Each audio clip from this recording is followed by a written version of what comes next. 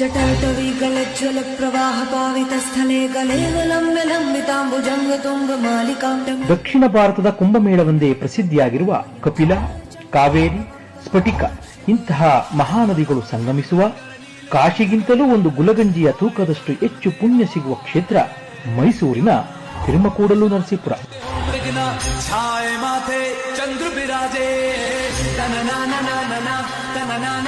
ಶ್ರೀ ಅಗಸ್ತೇಶ್ವರ ಸ್ವಾಮಿಗಳ ತಪೋವನ ಗುಂಜ ನರಸಿಂಹ ಸ್ವಾಮಿ ನೆಲೆ ನಿಂತಿರುವ ಪುಣ್ಯಕ್ಷೇತ್ರದಲ್ಲಿ ನಡೆಯುತ್ತಿರುವ 13ನೇ ಮಹಾಕುಂಭಮೇಳದ ಮಾಘ ಮಾಸದ ಪುಣ್ಯ ಸ್ನಾನದಲ್ಲಿ ಮಿಂದೆದ್ದು ಜೀವನದ ಅಭೂತಪೂರ್ವ ಸಮಯದ ಸಾಕ್ಷಿಯಾಗೋಣ.